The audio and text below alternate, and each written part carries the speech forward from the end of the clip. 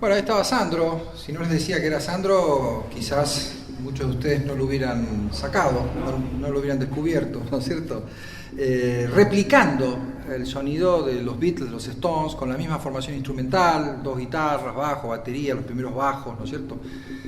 Ya no se utiliza el saxo alto tenor que se usaba en las bandas de rock and roll, ¿no? La época de Eddie Pequenino, los años 50, que recordábamos en el set musical de esta charla. Pero claro, la coronación de Sandro, el Sandro que todos conocemos, tal vez no hubiera tenido lugar de persistir en esta máscara de rock and roll.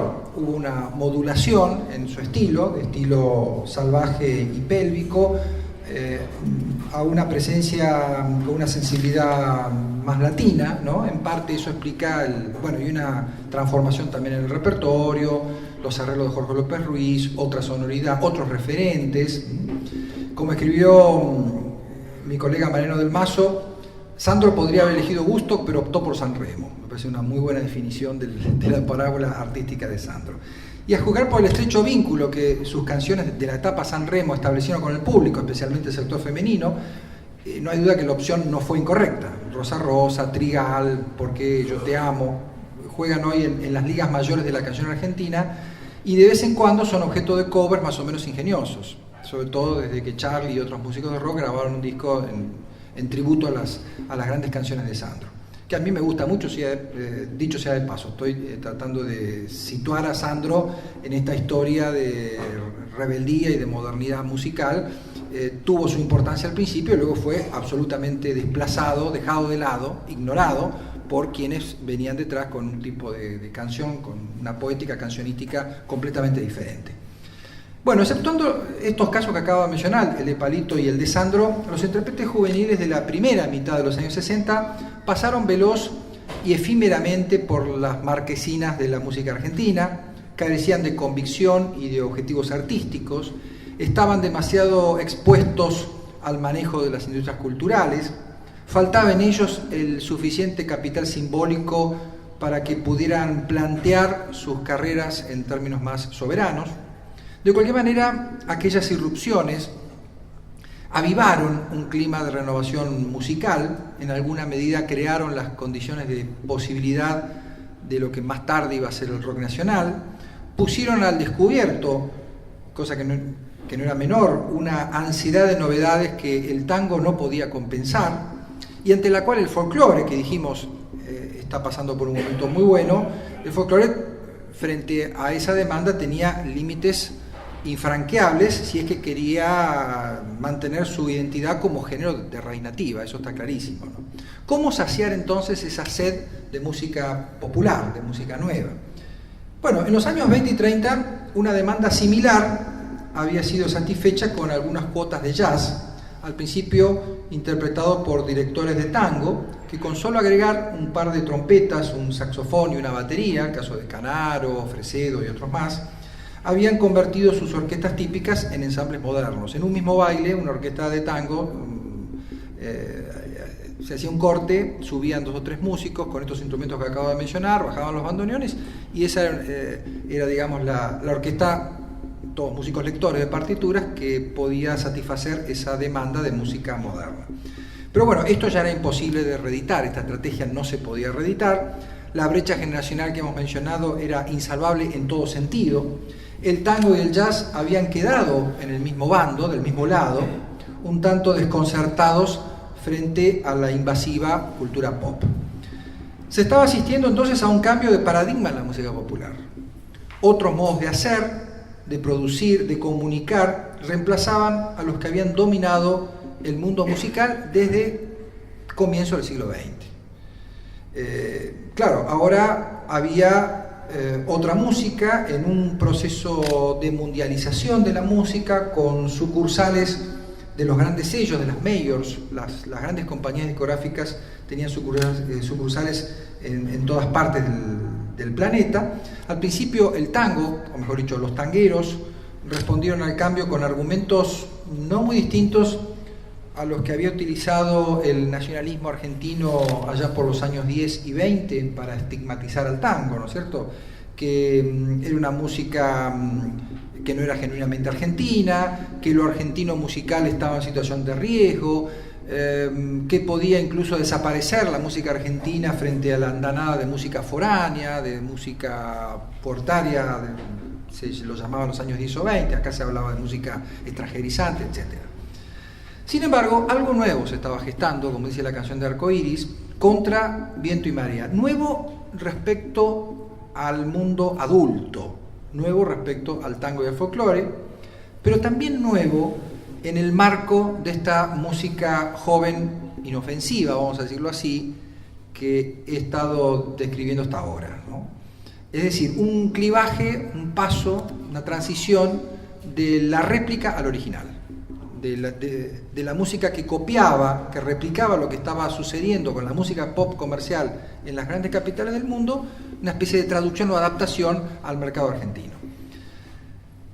Tanto los Shakers en Montevideo, a veces los olvidamos cuando contamos la historia del rock nacional, que en realidad es la historia del rock rioplatense al principio, tanto los Shakers en Montevideo como los Gatos, oriundos de Rosario, en Buenos Aires, los Gatos en Buenos Aires, pusieron las bases de lo que se llamaría de modo continuado música beat, música pop, rock a secas, música progresiva, rock nacional y rock argentino. Los Shakers sonaban muy bien. Eran diestros cantantes, ahí estaban los hermanos Fattoruso, por supuesto, al frente, eran buenos compositores, o sea que hacían algunos covers pero componían sus propias canciones. Pero claro, cantaban en inglés, es decir, no se atrevieron o no quisieron cruzar la frontera de la lengua. Los Gatos, liderados por Lito Nebbia, sí cantaron música joven en castellano, como unos meses antes lo había hecho el pionero Morris con su tema Rebelde. En 1967, el simple La Balsa, de Nebbia y Tanguito, que traía Ayer no más, de Maurice Lernoux en el lado B, en su reverso, estalló en ventas, y desde aquel momento los Gatos tuvieron el camino más o menos despejado para grabar disco tras disco y conformar entre el 67 y el 70 el que posiblemente sea el primer gran corpus de canciones jóvenes de un grupo argentino. Canciones jóvenes escritas y cantadas en castellano. En los 4 discos long play de los Gatos, una seguidilla, reitero, inusual para la época, para una banda joven, se observa una veloz evolución hacia formas instrumentales un poco más elaboradas, por ejemplo el solo de guitarra blusera de Papo en Rock de la Mujer Perdida, si bien en permanente tensión con los criterios de la discográfica RCA. Todavía Lito Nebbia protesta, ¿no es cierto?, por esos contratos leoninos que le obligaron a firmar cuando él era apenas un adolescente. De su extensa producción, reitero, no era común que un grupo de música beat compusiera y grabara tantos discos, destacan Y el Rey Lloró, Viento diré la lluvia, que tuvo varias versiones internacionales, Chica del Paraguas, pero ninguna de estas canciones alcanzó o cobró, mejor dicho, la significación histórica de la balsa. Compuesta sobre una secuencia armónica parecida a la de Garota de Ipanema, el gran hit de la bossa nova de Gioveni y de Vinicio de Moraes, la balsa impuso desde sus primeras notas un sonido grupal característico, con fuerte protagonismo del órgano y la guitarra eléctrica.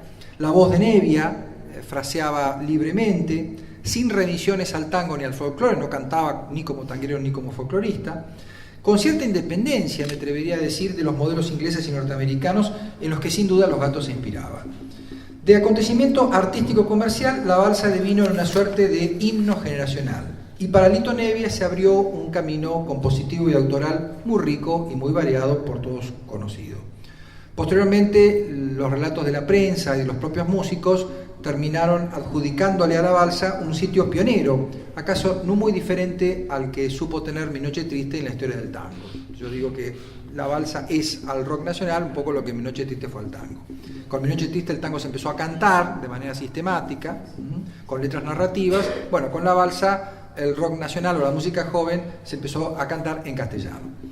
La letra de Nebbia, que seguramente todos recuerdan, sobre una idea original de Tanguito, hay también toda una leyenda en torno a esto, pone en escena una subjetividad joven insatisfecha que demanda más libertad, que va mucho más allá del piti-piti, y demanda libertad no casualmente en tiempos de Onganía.